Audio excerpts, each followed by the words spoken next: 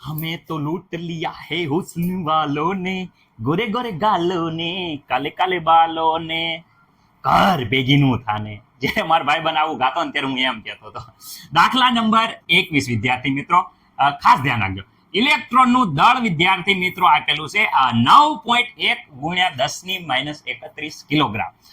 અને વિદ્યાર્થી મિત્રો ગતિ ઉર્જા આપી છે 3 ગુણ્યા 10⁻25 જૂલ હોય તો તરંગ લંબાઈ ગણો. વિદ્યાર્થી મિત્રો અહીંયા તરંગ લંબાઈ ગણવાની છે, ખાસ ધ્યાન રાખજો. તરંગ લંબાઈ ગણો તો આપણે તરંગ લંબાઈ અહીંયા ગણવાની છે.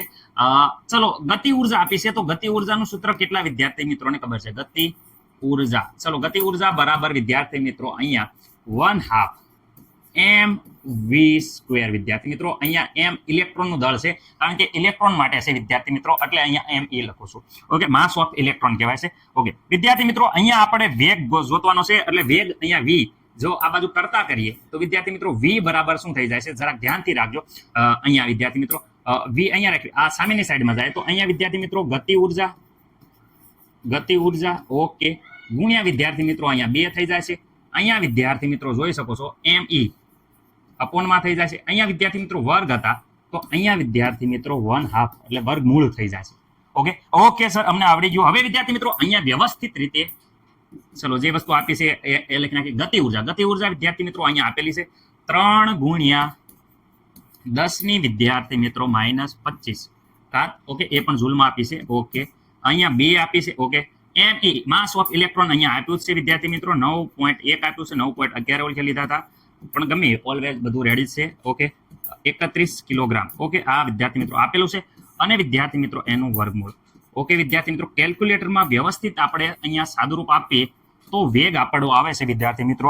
હું અત્યારે ડાયરેક્ટ લખું છું, તમે જરાક આનું કેલ્ક્યુલેટર કેલ્સીમાં વિદ્યાર્થી મિત્રો વ્યવસ્થિત રીતે જોઈ શકો છો.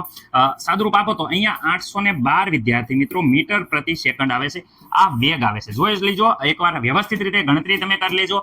મેં તમારા ઉપર મૂક્યું છે કારણ કે દાખલો બહુ લાંબો થાય એટલે વિદ્યાર્થી મિત્રો અહીંયા શોર્ટમાં મેં અહીંયા મૂકી દીધું છે. ઓકે અહીંયા વિદ્યાર્થી મિત્રો v મળી ગયું છે. હવે આપણે તરંગ લંબાઈ લેમ્બડા બરાબર જ્યારે વિદ્યાર્થી મિત્રો આપણને ખબર છે શું છે પ્લાન્ક અચળાંક s/p વિદ્યાર્થી મિત્રો. ઓકે સર, પરંતુ p = તો અમને ખબર છે mv, અહીંયા ઇલેક્ટ્રોન માટે છે એટલે mv.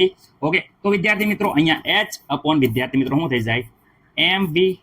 રેડી? ઓકે સર, તો વિદ્યાર્થી મિત્રો અહીંયા લેમ્બડા બરાબર s પ્લાન્ક અચળાંક s/mv.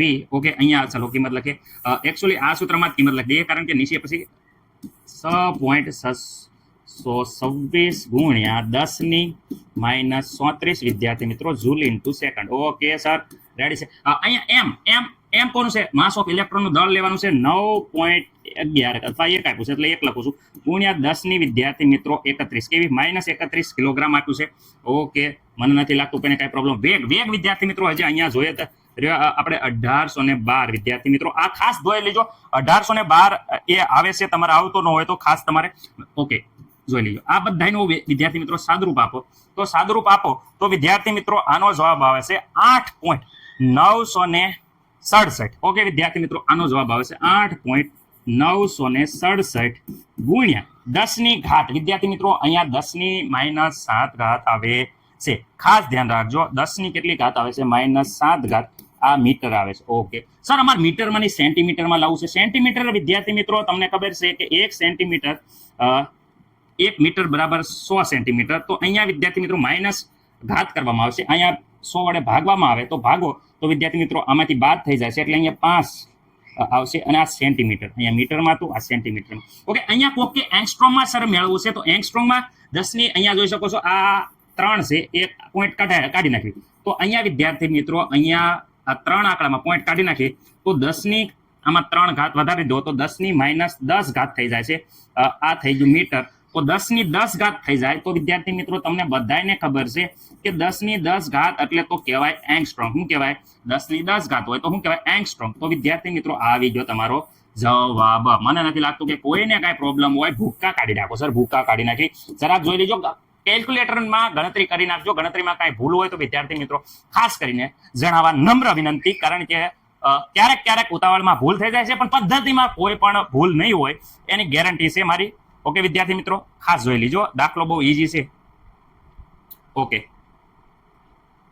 પીડીએફ વિદ્યાર્થી મિત્રો નીચે ડિસ્ક્રિપ્શનમાં આપેલી હશે, તો સ્ક્રીનશોટ ન પાડો તો પણ ચાલશે, નીચે ડિસ્ક્રિપ્શનમાં પીડીએફ મળી જશે.